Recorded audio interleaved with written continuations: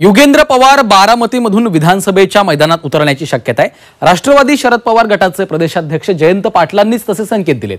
युगेंद्र पवार यांना उमेदवारी मिळाल्यास बारामतीमध्ये काका विरुद्ध पुतण्या या लढाईचा दुसरा अंक पाहायला मिळू शकतो।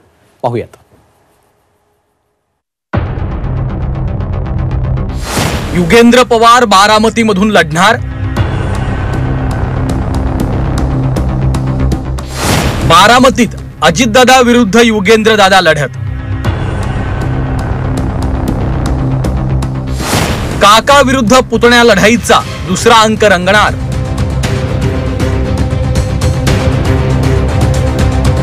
बारामती आणि पवार हे गेल्या अनेक दशकांपासूनचं समीकरण। राष्ट्रवादी काँग्रेसमधले अजित पवारांच्या बंडानंतर आता परिस्थिती बदलली आहे। पहिल्यांदाच बारामती लोकसभेत पवार विरुद्ध पवार अशी थेट लढत अवघ्या महाराष्ट्रानं पाहिली आणि याच लढतीचा दुसरा अंक विधानसभा निवडणुकीत पाहायला मिळण्याची शक्यता आहे। ज्या अजित पवारांनी आपले काका शरद पवारांविरोधात बंड केलं त्याच अजित पवारांना त्यांचेच पुतणे युगेंद्र पवार कट्टर फाईट देण्याच्या तयारीत आहेत। त्यामुळे बारामतीच्या राजकारणात काका विरुद्ध पुतण्या अशी नवी लढाई रंगणार आहे। विधानसभेला बारामतीमधनं युगेंद्र पवार राजकीय आखाड्यात उतरू शकतात असे संकेत राष्ट्रवादी शरद पवार गटाचे प्रदेशाध्यक्ष जयंत पाटलांनी दिलेत। सार्वजनिक जीवनामध्ये युगेंद्र दादांनी लक्ष घालायला सुरुवात केल्यापासून आपण सगळे आज त्यांना साथ द्यायला लागलेला। बारामती विधानसभा मतदारसंघाचं भविष्य नव्या रक्ताकडे नव्या हातात देण्याची उत्सुकता तुम्हा सगळ्यांना दिसते।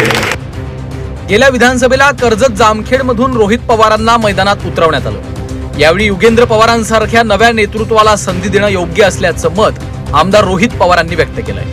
ते निर्णय घेणारे हे आदरणीय पवार साहेब आहेत, जयंत पाटील साहेब आहेत, ते राज्याचे अध्यक्ष आहेत। त्यामुळे ते कुठला निर्णय घेतील हा पार्टी म्हणून आपल्याला स्वीकारावा लागेल आणि नवीन लोकांना संधी जर दिली जात असेल तर त्याचं स्वागत हे आपण सर्वांनी नक्कीच केलं पाहिजे। त्यामुळे बघू येत्या काळामध्ये काय होतं। अजित पवारांनी बंड केल्यानंतर राष्ट्रवादीची दोन शकलं झाली। त्यानंतर युगेंद्र पवारांनी शरद पवारांसोबत राहणं पसंत केलं। राष्ट्रवादीतल्या फुटीनंतर आक्रमक झालेले युगेंद्र पवार बारामतीतल्या राजकीय व्यासपीठांवर दिसू लागले।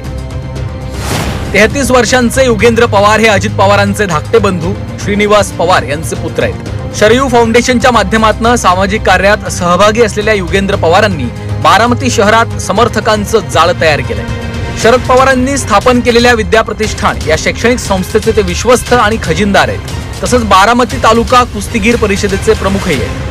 फलटण इथल्या शरयू ॲग्रो इंडिया लिमिटेडचे संचालक आणि मुख्य कार्यकारी अधिकारी आहेत। शरयू साखर कारखाना त्यांच्याच मार्गदर्शनाखाली काम करतोय। पुढच्या काळात असं म्हटलं जातं की आगामी निवडणुका जेव्हा आहेत विधानसभेच्या पुन्हा बारामतीमध्ये घरातलीच लढत बघायला मी त्याच्यामध्ये बोलायचं नाहीच ठरवलं कबलाईची। बाकीच्यांना काय बोलायचं ते मुभा आहे ना, काय लोकशाही आहे। पण घरात तुम्हाला वाटतं की तुमच्यासमोर घरातलाच उमेदवार असेल परत घेऊ का? प्रत्येक मी त्याच्याबद्दल काय बोलू शकतो? काहीच बोलू शकत नाही।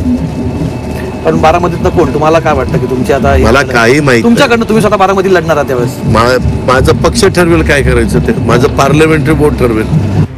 युगेंद्र पवार हे शरद पवारांच्या अगदी जवळचे मानले जातात। त्यांना उमेदवारी मिळाल्यास बारामतीत अजितदादा विरुद्ध युगेंद्र दादा अशी लढत अटळ आहे। महाराष्ट्रातला काका विरुद्ध पुतण्या लढाईचा हा दुसरा अंक आधीच्या अंका एवढाच रंगतदार आणि उत्कंठावर्धक ठरण्याची शक्यता आहे। जावेद मुलानी, झी 24 तास, बारामती।